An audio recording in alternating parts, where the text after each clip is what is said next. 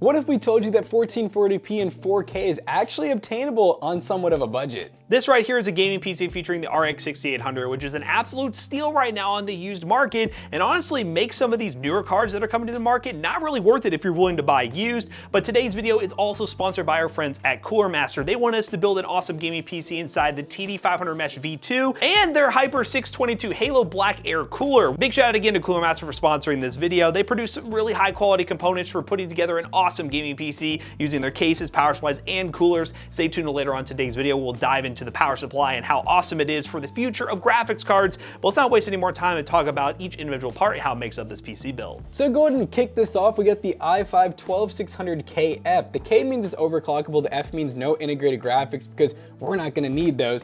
But yeah, 10 core, 16 thread. It has the performance and efficiency cores. Really good, really strong, and it's very efficient. And to cool that CPU, we have the Hyper 622 Halo Black, which is really weird saying over the 212 that I'm so used to, but we have two RGB fans that I believe are 120 mil. We have two separate aluminum towers, lots of copper heat pipes, and yeah, this thing it's heavy. I mean, I think it's gonna be pretty epic, and it probably has a super high TDP that it'll cover.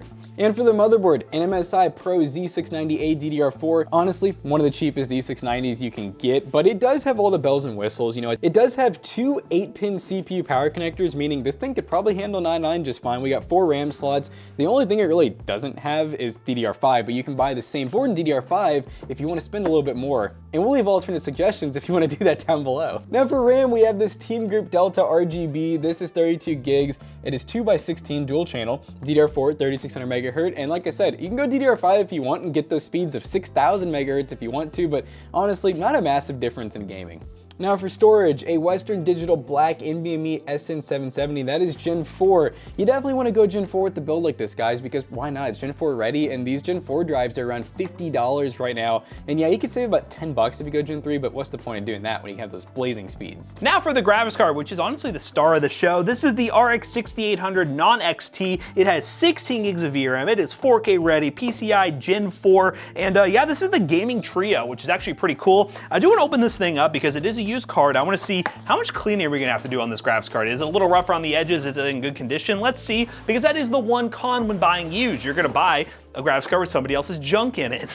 It looks pretty mint to me, I'll be honest with you. And at $400, that competes with a 4060 Ti, which is crazy. You get double the VRAM and a much more 4K capable graphics card. Yes, it is AMD, but some of you guys just need to give AMD a shot, I'll be honest with you, because AMD graphics cards right now are a great value for money, but this is not, I don't know if this is the original wrap for it, because it is not one to come. Look, it's just like tearing the bag. Through it. No dust or anything. Very solid card overall, and yeah, for $400, you cannot complain. It is a big boy, big card, but it's gonna fit nice in our case. Now for the power supply, this is the GX III 850 Gold, and don't mind the box right now. We actually did an ad for this already and opened it up, but the beauty of this power supply is it does come with that ATX 3.0 connector, more specifically a right angle connector. So you don't have to worry about the strain of the connector on a GPU pushed up against glass if you are just doing a traditional GPU install. So it's a cool addition for those looking to build a PC using this connector. This power supply is highly efficient and can achieve titanium level efficiency under general light loads, and it's also optimized for great thermal performance with average temperatures 5 degrees Celsius lower than a traditional power supply. It's more than enough for this build. Honestly, you could get another Coolermaster power supply if you wanted to, if you weren't going to use ATX 3.0, but in today's video they really want us to showcase that nice connector, and if you are building an RTX 4000 series PC, this would be a great option to go with. And of course, to make this build look even more premium, we got sleeve cables. I think I went with just solid black this time around just to really let the case shine,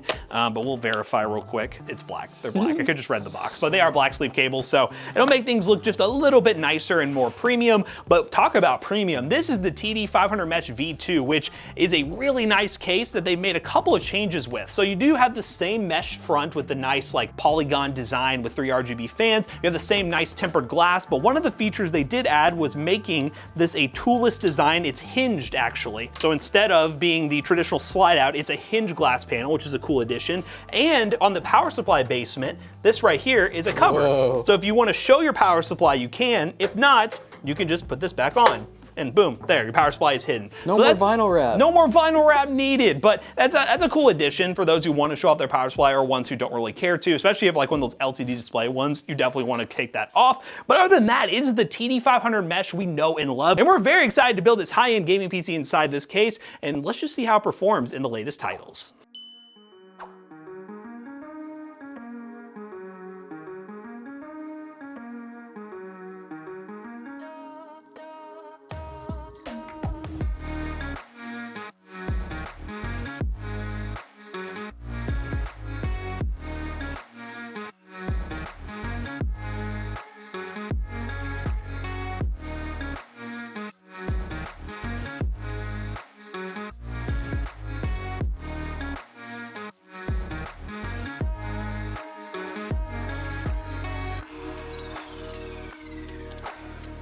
All right, guys, we're playing Apex Legends, and this is kind of crazy sounding, but we're playing at 4K, full FOV, and yeah, this is native 4K, and we're at like absolutely max settings. There's really nothing more I could go up on, and yeah, I'm expecting it to run pretty well, close to 100 FPS most of the time. We are playing on just a 60 Hz monitor, so realistically the FPS doesn't matter a ton to me, as long as it's relatively smooth, but yeah, I mean, this is looking pretty freaking crazy, guys. Yeah, with the 6800, you'll be able to play 4K in most games. Some games you probably won't with like AAA titles, but if you use FSR in some of those games, you'll definitely be able to run 1440p. In a game like this, we're not using any sort of upscaling, we're really maxing it out, which realistically, maxing it out isn't like necessarily the best thing. You can lower some settings, you want to save some FPS, but it's still running pretty smooth for an esports title. Yeah, obviously, if you have like a 1440p monitor, it would definitely be a better use case, and you'd be getting some really high FPS. Why are all these enemies over here? Fun to note too that we've been doing a lot more lately is just telling you guys like how many watts we're using. So what are we looking at right now? So right now we're looking at about 365 watts. So a ton of wiggle room with this whole combo. Obviously, you could get like a nice Coolermaster power supply that's like 700 watts, 650 watts if you wanted to save a little bit of money. The best feature with that power supply that we have in this system is the ATX 3.0 connector for upgrades in the future. If you do go to RTX 4000 series, it's always nice to have that cable, but you don't necessarily need it for this build, and there are a bunch of other options from Coolermaster you can get as well. That tower cooler is definitely doing its job as well. We're at under 50 degrees Celsius right now on the CPU, so definitely a big boy doing its job. Because I can see him through the smoke. Little does he know that he is the beast hunter. Oh, come on! It's cooking. Aimbot on, baby. Guys, don't worry. He didn't turn the aimbot, I swear. It's on. Oh god. Hey! Piggy.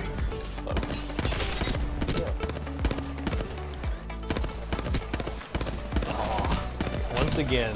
Yes! Like they don't hold back. They don't care.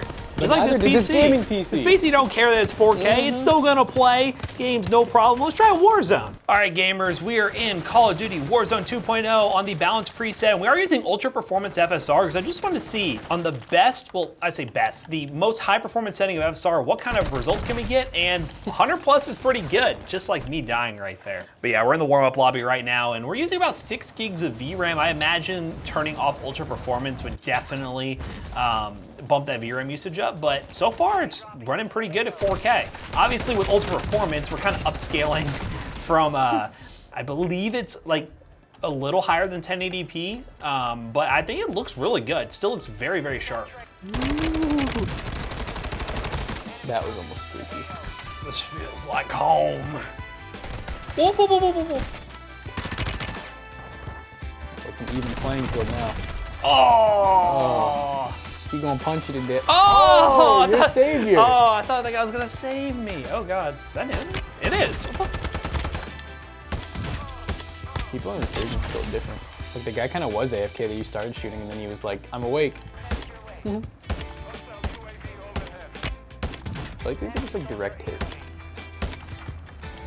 Oh my god! Hello? Oh, a guy laying in on me.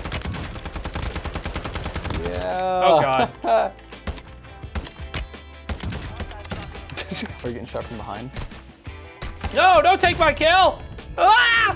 Let me on there! Ah! You're the captain now. Tracking. Ah! Leave me alone! There's a guy in the water straight ahead too. Oh. You have to come up for air event. Oh. We reach for the stars. Oh! You know what? I killed him, so I get to. Oh, I thought I get to come back when I kill somebody. But you know what? Warzone ran really well at 4K. No problems whatsoever. What we're gonna go ahead and do is run some built-in benchmarks, as always, to stress this thing to its limits. But so far, the performance is looking really solid, and then we'll wrap this video up real quick. Alright guys, we just got done benchmarking this gaming PC, and shout out to Coolermaster for sending over this awesome case, cooler, and power supply, which all of it was extremely adequate and worked very well. kept our CPU really cool. And on top of that, we played at 4K, guys. I mean, that's pretty insane because a while ago, it really felt like you need to spend about $3,000 to $4,000 in your PC in order to touch 4K, but now we're looking at under $2,000 for 4K. So yeah, if you want to build this gaming PC yourself, check the links in the description down below. They will be affiliate links and will help us out. Let us know what you think of this PC build down below. Is there something you would have done differently? And also, would you pick up an RX 6800 for your next PC build? Because I think it's a very underrated card right now in the used market. And as always, we hope you guys enjoyed today's video. Feel free to check out our other two YouTube channels and also our twitch.tv/toastybros. And do not forget to like, comment, and subscribe. And we'll see you guys in the next one. Bye-bye. And now this PC right here will be available at PCBros.tech with a 1-year warranty. PCBros.tech, we sell gaming PCs, gaming laptops, and so much more with mouse pads and desk mats coming to the website soon. Look at this thing, isn't it really nice? Use code ToastyBros2 and check out to save 2% of your next purchase. See you guys later. Bye-bye.